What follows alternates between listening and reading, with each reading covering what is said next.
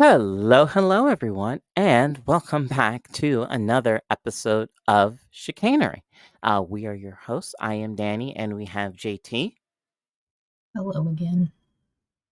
And so this is going to be a recap of Toronto, IndyCar at Toronto. But as per usual, there's some news. So without any further ado, I guess we should probably get right into it. What's going on, everybody? It's your apparently least favorite podcast host.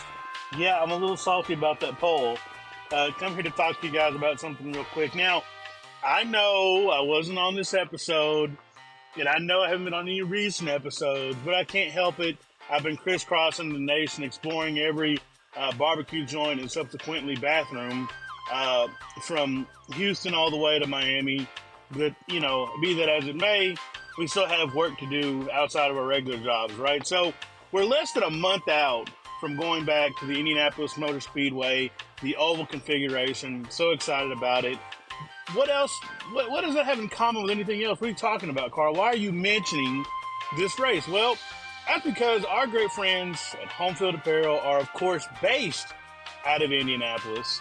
And if you haven't heard me talk about them before, you're in for a treat. Home Field Apparel is a vintage collegiate apparel company. They've done designs for over 80 collegiate programs. They also this year got into making vintage motorsports apparel.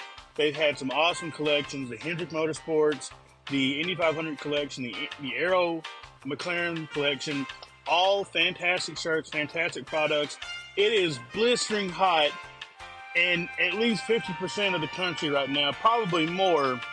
And I'm telling you something, there is nothing better to cool you off on a hot day like a quality made home field shirt. Those other places, those shirts are heavy wool. They're made for guys in Siberia. You're gonna burn, roast alive one of those things. You get you a nice, cool, crisp home field shirt. Don't shrink in the wash. Don't hold me to that. I don't want us to get sued, but they usually don't shrink in the wash. Great quality at a great price on top of that. And they're easy to get to. Homefieldapparel.com. They've even got an app. It works wonderful. And then while you're at it, use our code VLV24 for 15% off your first order. Like I said, go and check out the merchandise. They've got some great collections, some great hats. I mean, just everything about them. Mwah, wonderful. Anyway, again, that's code VLV24 at homefieldapparel.com. So to start off with, I don't remember. I was gonna make a joke about the 800 pound gorilla, but I don't actually know how much weight the hybrid units add to the cars, so I couldn't even make a joke based on that. But at any rate, yes, it is. The hybrid engines were rolled out at Mid Ohio, and it went surprisingly okay. Um, could have been worse. Um, Scott Dixon had some issues getting the car fired to go green. Although apparently they were doing something wonky with the start procedure. I had heard a little bit later on. I think I'd heard it from like the broadcast, which well, they lie constantly, so I don't know if you can confirm the veracity of that or not. I have no idea. I mean, if I went back and looked and rewatched like the race, I maybe could be able to figure it out, but I don't know. I I don't know. I have no idea what happened there. I just know that his car was stopped on like the pace laps. Yeah, fair enough. Like I said, excuse me, I had heard something. Was it during Toronto or was it during Iowa? About that he and somebody else, because there was also somebody else who was stuck in pit lane during the warm-up laps at Mid Ohio, and I don't remember who. Um, but that they were doing something funky with like state of charge or whatever, and that's why the cars wouldn't fire. Um, but at any rate, that was really the biggest mechanical issue um, with with the cars. I will say the broadcast graphics kind of stink. It's not super clear harvest versus deployment, so that needs a bit of work. But broadly speaking, I would say it went just fine. Um, what do you think? I mean, it went better than I expected. I mean, I thought it was just gonna be like a catastrophe, but like it wasn't. So yay, IndyCar. Yeah, basically, that's almost exactly right. Yeah, I figured that this would be an unmitigated disaster, and I was absolutely strapped in for Mid Ohio to be catastrophically bad, and it just wasn't, which was mildly disappointing because, well, if you know us around here, we love us some chaos at times. Um, but yeah, it went all right. I guess the big thing is that because like cars can get fired up and like reverse and stuff, there aren't as many cautions to basically pack the field back up. So I guess you can maybe argue that the racing hasn't been quite as interesting. Mid Ohio wasn't super thrilling, and Iowa was just downright boring. Um, but I mean, Iowa was boring. At least like the first race was boring, and then the second race was also pretty boring up until like the end. yeah, where something like the final like lap, yeah, Stingray Rob and Alexander Rossi are like literally they're just flying through camera shot. Well, literally flying in the case of Rob, and somebody ended up upside down. I don't remember who that was. I think it was But Ed Carpenter, Kirkwood, or something. I don't know. yeah, something like that. But yeah, it was that at the end of that race 2 at Iowa was kind of mad. Um but moving on, had some kind of interesting I guess some driver signings. Dale Coyne picked up Toby Sowery for the number 51. He was actually with the team at Mid Ohio for his debut IndyCar race. So I'd say it's random. It's not entirely. It's wild the mid-season signings and shuffles that IndyCar has. It's always like, huh? But but yes, and then Hunter McElrea made his IndyCar debut in the number 18 car as well. Uh, then Alexander Rossi is the latest victim of Aero McLaren this year. Um, so he will be parting at the end of this year. He'll be leaving. And then there's lots of speculation about where he's going next. I know he was briefly linked to Prema, but apparently he hasn't spoken with them at all. And then there's some questions over Prema and if they have the charters, and so it doesn't seem like that's going to happen. Um, then so as a result, the sort of places that he can go are shrinking quite rapidly as we go on. Was hoping we might hear a signing while IndyCar was on sabbatical for the Olympic break, but that has thus far not been the case. Um, However, I guess in a bit of series crossover, Logan Sargent has officially been given the boot from Williams F1, and there's been lots of chatter that he's going to end up in IndyCar. I seem to think, was it Marcus Ericsson who accidentally leaked that? No, it was just like being said like on the timeline. There was like some article that people that had been posted somewhere that's like, oh, he had been like, I guess negotiation talks had already like started between like Logan Sargent and Prema. Marcus Ericsson was talking about whether or not he was trying to say that I guess Sargent and James Vowles I guess don't get along or something. Which I don't. That was really funny because it's like, well, why are we hearing about this from Marcus Ericsson of all people? And it was probably because like Kyle Kirkwood is friends with Logan Sargent and he was talking to somebody else and Marcus Ericsson just happened to overhear it and then he just went on a podcast and just was saying it. I mean, it was very funny because it gives off like the same vibes as like high school like gossip where it's like, you tell Marcus Ericsson, oh, don't tell anybody I told you this. And then by the end of the day, that half the school knows. Yeah, absolutely. Yeah, it's a really weird game of like telephone that's kind of gone on here. I guess the saving grace for the fact that this didn't pick up more media attention is the fact that F1 utterly ignores IndyCar. So I don't think anyone in the F1 paddock even heard about this, probably. But yes, and Logan has been linked to Prema quite a bit, so chances are we'll see him there next year. Um, Yeah, because I think he was already with Prema, like in F2 or F3. Like he was already in mhm. their stable, so he already has connections with them, so it makes sense. Yep, exactly. And amusingly, after Iowa and Toronto going very badly for them, both AJ Foyt and Aaron McLaren apparently need 4, not 1, not 2, not 3, but 4 new chassis after, yes, lots of wrecks, which we'll get into that. But moving on um, to practice.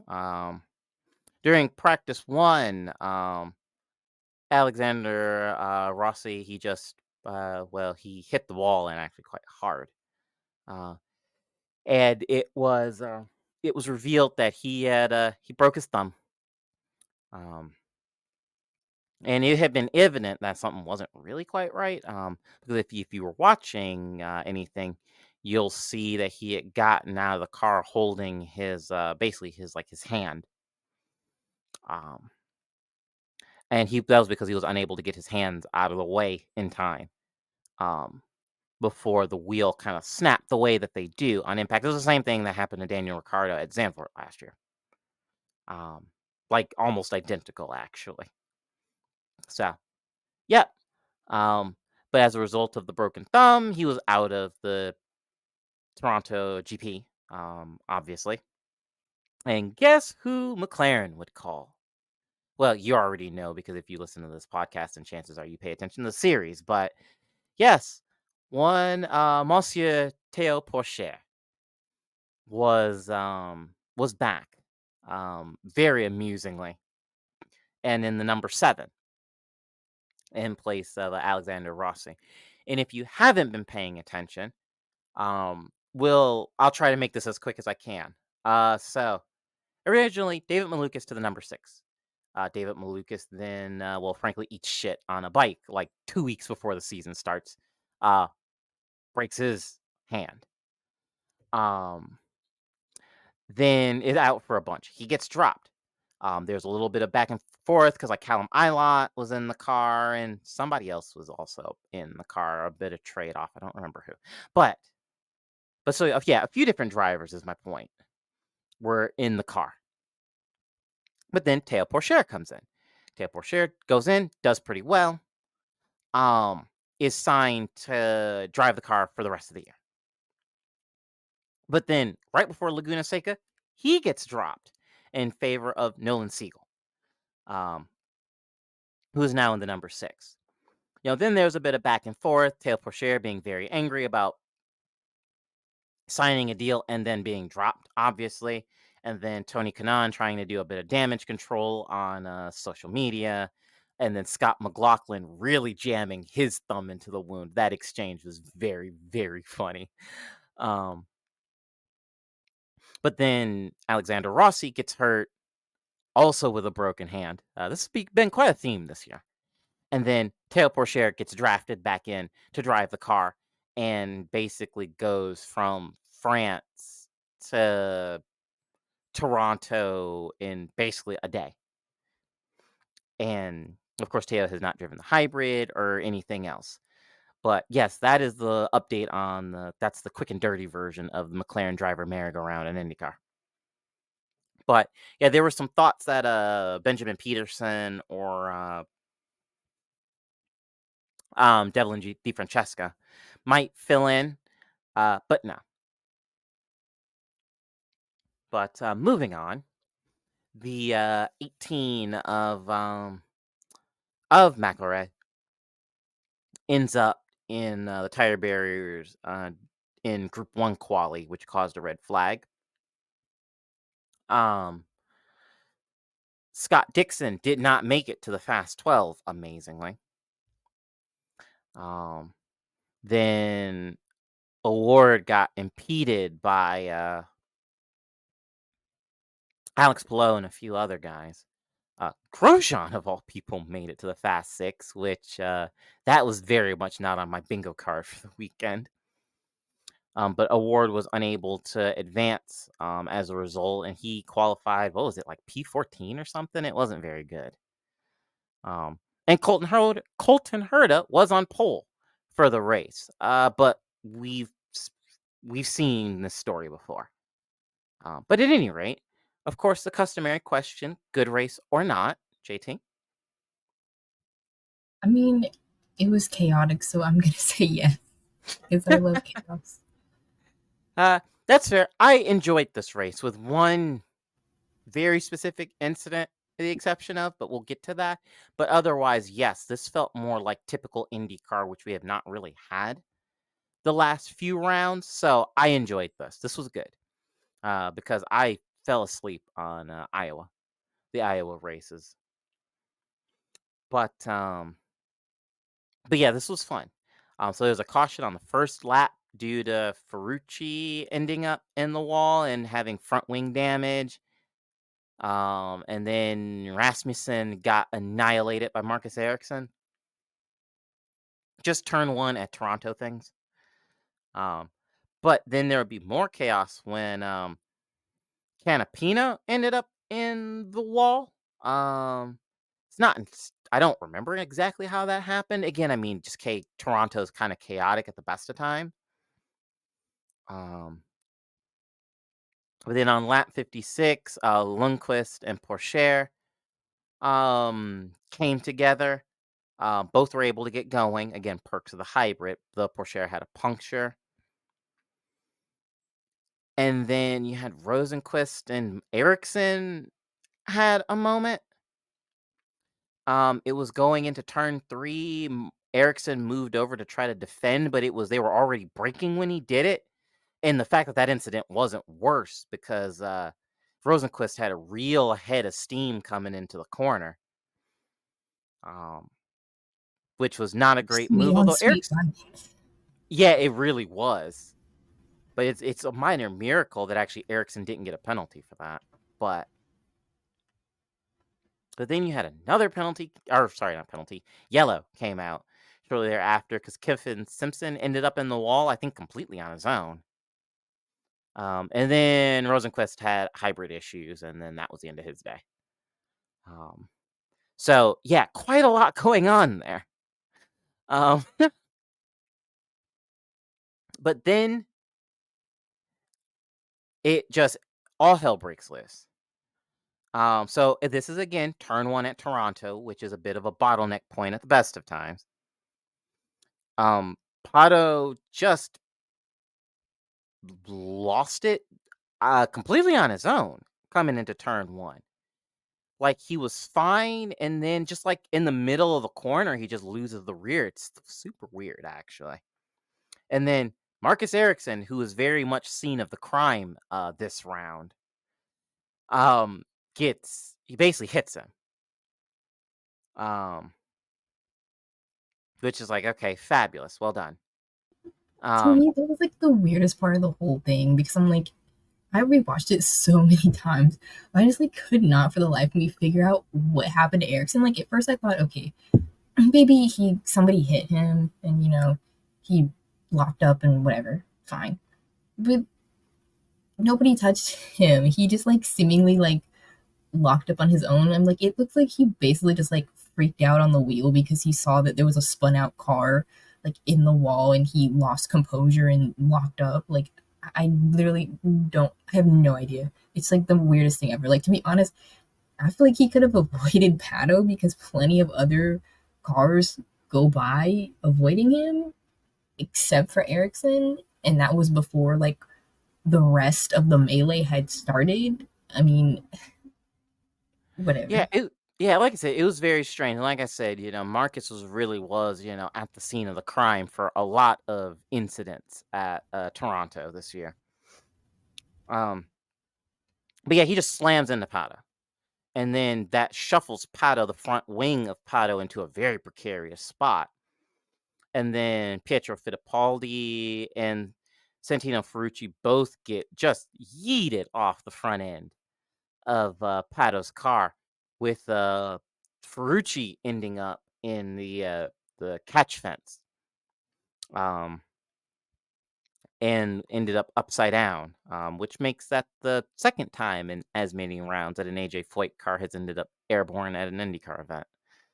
Um, but yeah, that wasn't actually the thing with Santino spooky, because the last time that I have seen that was when Dan did it at Las Vegas in 2011. And well, we all know how that went. Um, I mean, that kind of reminded me of, like, to be honest, the crash that happened with, I think it was like Dario Franchitti at like the Texas like street race, where uh-huh. like I think the same thing happened where like the car got into the catch fence and like it was actually a lot worse though because the car had actually like broken in a bunch of pieces and there was like debris and like I think spectators got hit with a lot of like debris and stuff too. But Mhm. luckily none of that happened this time, but Yeah, the part of the circuit, there aren't really much in the way of spectators at turn 1.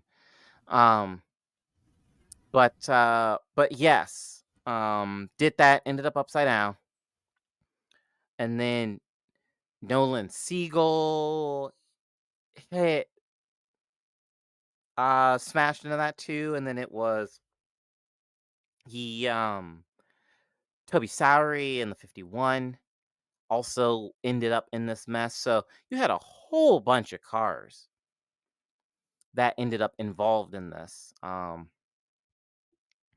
and as a result, obviously, the race was red flagged to clean all this up, because 'cause you're talking about, like, a third of the grid that just got taken out, um, and then lots of chatter about the fact that it took like, it felt like they were, they, to borrow the phrase that Art uses all the time, they were asleep on the button, to get the yellow thrown out, because it took a disconcertingly long time to see either yellow flag pop up on steering wheels or on bits and pieces. Basically the flag system, the digital boards that are dotted around the circuit. Um, was there ever any clarification, or did IndyCar do what they always do and kind of just stick their heads in the sand and go, "It's fine"? I actually don't know. I remember like somebody who had been like marshaling at like the race, I guess had like posted something on like Facebook, I guess for like clarification, but I think it was like I don't know. I think it was definitely something the series did. I mean, it wasn't necessarily like the marshals, like nobody was really upset with the marshals. It was really like the series. I mean, I don't know. Like to be honest, like it kind of reminded me because like at the Spa 24 hours, there's also like a very similar like incident that had happened where it was like there was a car that had spun out on like the front stretch and like people pretty much just like were still going through there, like stampeding through there like full speed. And to be honest, it was a bit different though because there actually were like double yellows waving. Like it was clear like there was a hazard on the track there, and the drivers basically were just like ignoring it. And technically, this is like different because well, it didn't say there was a yellow at that like when that happened at first. But I'm like, I don't know. To some degree, I still feel like intuition, like okay, there's a stalled car, you should slow down so you don't hit it. Obviously, um, but I have no idea if I can find that message or that post from the person that was doing like marshaling, then whatever, I'll figure it out. But Yeah, so depending on, you may or may not hear an editor's note directly after this. So you'll hear me again. Um, but yes, there was a lot of chatter about it. And nobody's seemingly very happy with the way IndyCar handled this. But race resumed with 9 laps to go, and we immediately get another caution because Will Power put McLaughlin into the wall. McLaughlin was very, very grumpy and basically stood off in the basically little escape road that's right at that section, so he could give Will Power a slow clap as he drove by, which was funny. I was wondering if he might throw his helmet, honestly. But yeah, it was hilarious to see that. And then Grosjean and Newgarden get together, fighting, and I think it ended up with a Newgarden with a puncture, if I remember correctly. Yeah, which I'm like, all right, fair enough. But all of this comes together to mean that Colton Herta was finally able to convert a pole position into a win. He won the Toronto Grand Prix, which is his first win in what, like 2 years or something now? Thereabouts. Probably like 2 years or something. I don't know. Yeah, it's been a while since his last win. But yeah, this was a heck of a race. I am amazed given the sort of the convention that had been established for just the basically how relatively dull, frankly, the races have been so far in the hybrid era, that this would end up being kind of a banner race, if you will.